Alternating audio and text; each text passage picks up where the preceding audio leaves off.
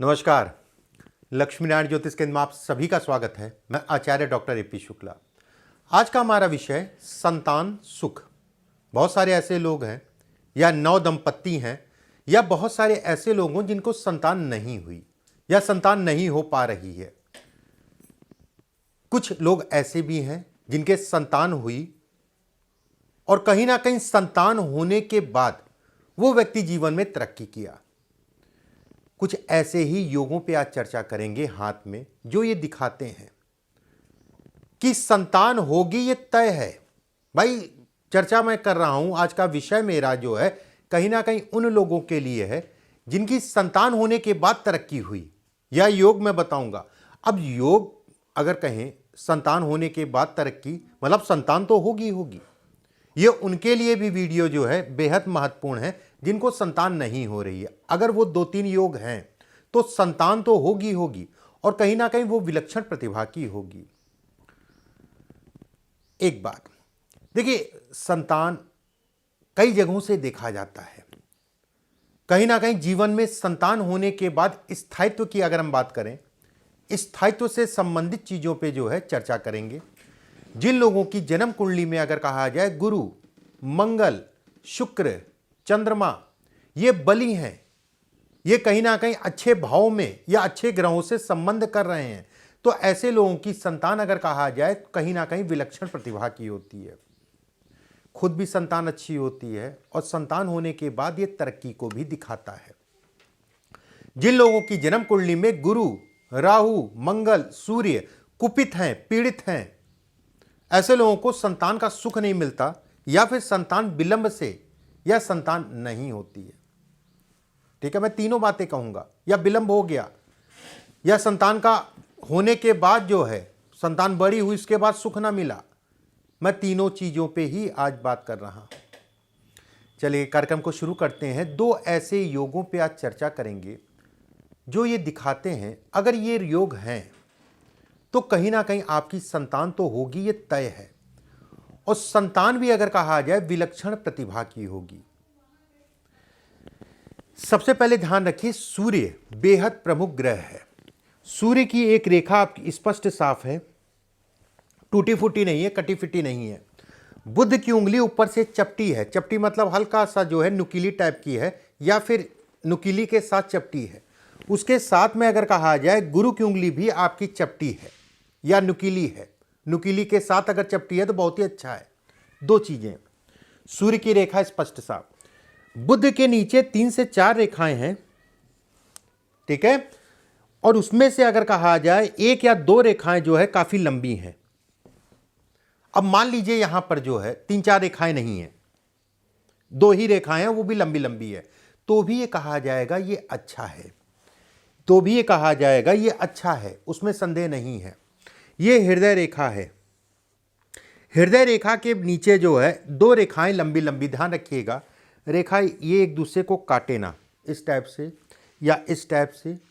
एक चीज और उसमें ध्यान रखिएगा, अगर रेखा काट भी रही है तो हो सकता है कि विलंब कराए, हो सकता है संतान से संबंधित चीजों में होने में थोड़ा सा तनाव दे, उसमें कोई दो राय नहीं है। अगर रेखा जो काट रही है ये पतली है, ये रेखा अगर कहा जाए पतली है इसके मुकाबले, मतलब ये रेखा अगर कहा जाए हल्की है और जो रेखा इसको काट रही है वो उससे ज्यादा गाढ़ी है, तो हो सकता है थोड़ा सा तनाव दे संतान होने में, लेकिन संतान जरूर होगी। बुध की उंगली सीधी है और लंबी है। ऐसे में कहा जाएगा कि जो भी मैंने योग बताए, अगर ये योग हैं आपके हाथ में, संतान होगी और संतान बेहद अच्छी होगी। संतान होने के बाद व्यक्ति की तरक्की होती है, मान सम्मान प्रतिष्ठा में बढ़ोतरी होती है। संतान होने के बाद कहीं ना कहीं ये भी दिखाता है कि व्यक्ति की अपनी प्रॉपर्टी बने, अपना मकान बने। अगर है मकान पहले से तो एक अलग चीज है, नहीं तो मकान से संबंधित चीजों में भी ये स्थायित्व को दिखाता है। फिर से बार मैं समझा दे रहा हूं, ध्यान से समझिएगा। सूर्य की उंगली, सूर्य की रेखा पे एक रेखा हो, ठीक है, ये रेखा टूटी फूटी कटी फिटी ना हो, इसके साथ में इस जगह पे आपके 3 से 4 रेखाएं हैं, बहुत अच्छा है। उसमें से 1 से 2 रेखाएं लंबी हों, बेहद अच्छा है। बुध की उंगली सीधी है, लंबी है, अच्छा है। बुध की उंगली ऊपर से चपटी है या पॉइंटेड है, बहुत अच्छा है। गुरु की उंगली अगर कहा जाए ऊपर से पॉइंटेड है, चिपटी है और पॉइंटेड है, बहुत ही अच्छा है। उसके साथ में अगर कहा जाए हृदय रेखा के नीचे 2 रेखाएं हो और एक जीवन रेखा पूर्ण रूप से गोलाई में हो। अगर जीवन रेखा हल्की फुल्की इधर उधर भी है तो भी चलेगा। अगर ये सारे बिंदु हैं तो ये तय मान के चलिए आपकी संतान होने के बाद आपकी तरक्की हुई होगी, अगर ये सारे बिंदु हैं तो। और यहां पर बात ही खत्म होगी कि संतान नहीं है। मैं यहां पर बात कर रहा हूं कि संतान कहीं ना कहीं होने के बाद व्यक्ति की तरक्की होगी। तो संतान अगर नहीं है तो निश्चिंत रहिए, संतान जरूर होगी अगर ये योग है तो। एक बिंदु।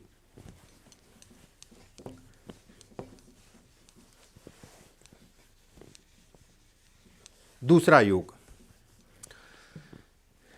देखिए भाग्य रेखा ध्यान रखिएगा।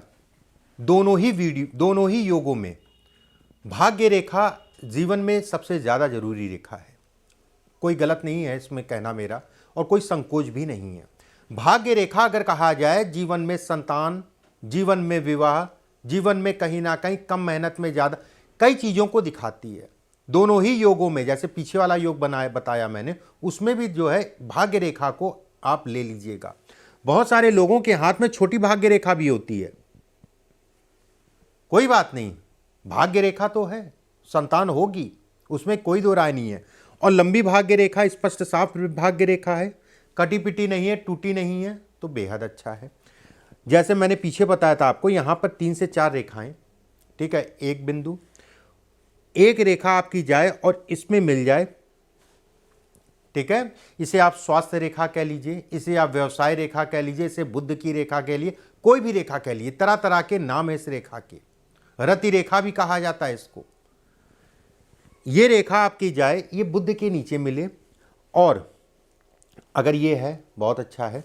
अगर ये नहीं है मान लीजिए, तो एक त्रिकोण नुमा आकृति बुद्ध के नीचे है, एक त्रिकोण नुमा आकृति अगर कहा जाए गुरु के नीचे है, इस जगह पे यौ का निशान है, और यौ का निशान अगर कहा जाए थोड़ा सा बड़ा है और साफ है, यौ का निशान बड़ा है और साफ है। उसके साथ में अगर कहा जाए अंगूठे पे स्पष्ट साफ यौ का निशान है। फिर से मैं एक बार बता देता हूं, ध्यान से समझ लीजिएगा। भाग्य रेखा हो, एक रेखा ये जा रही है, इससे मिल रही है, मान लीजिए नहीं है तो कोई बात नहीं, एक त्रिकोण नुमा आकृति अगर यहाँ पर है, उसके साथ में एक त्रिकोण यहाँ पर है, एक आपकी जो है यौ की आकृति आपके जो है अंगूठा जहाँ से शुरू हो रहा है उस जगह पे है, और अंगूठा अगर कहा जाए जहाँ पर बैंड होता है उस जगह पे यौ की आकृति है। अंगूठे पे इस जगह पे बहुत ज़्यादा हड्डी ना निकली हो, ये हड्डी, ठीक है, इस जगह पे हड्डी ना निकली हो, तो भी ऐसे में कहा जाएगा कि व्यक्ति की संतान होगी, संतान विलक्षण प्रतिभा की होगी, अपने लिए भी संतान बड़ी मुख्य होगी, और संतान आने के बाद व्यक्ति तरक्की करेगा, ये तय है। ये संतान से संबंधित चीजों को दिखाता है, संतान योग को दिखाता है, संतान सुख को दिखाता है। हो सकता है कि अगर ये योग है तो संतान आपसे दूर रहे, आप यहां पर हैं, विदेश में है, या यहां हैं, दिल्ली में है, कहीं पे भी हो सकता है थोड़ा सा दूरी रहे, लेकिन कहीं ना कहीं संतान आपका ध्यान रखेगी, उसमें कोई दो राय नहीं है। ये दोनों योग मैंने बताया, अगर ये सभी बिंदु आपके हाथ में मिल रहे हैं तो बेहद अच्छा है।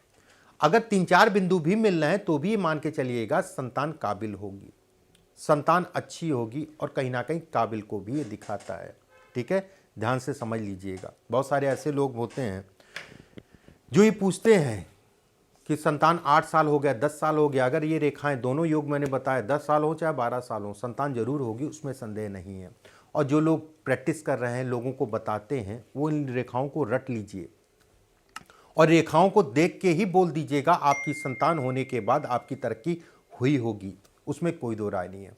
मकान से संबंधित या जीवन में स्थायित्व को ये दिखाती हैं रेखाएं कि व्यक्ति की संतान होने के बाद कहीं ना कहीं व्यक्ति जो है स्थायी हुआ होगा, ये इसको भी दिखाती हैं। अगले वीडियो में फिर किसी विषय के साथ फिर से उपस्थित होऊंगा। परमात्मा आप सभी को स्वस्थ रखे, सुरक्षित रखे। अभी के लिए बस इतना ही।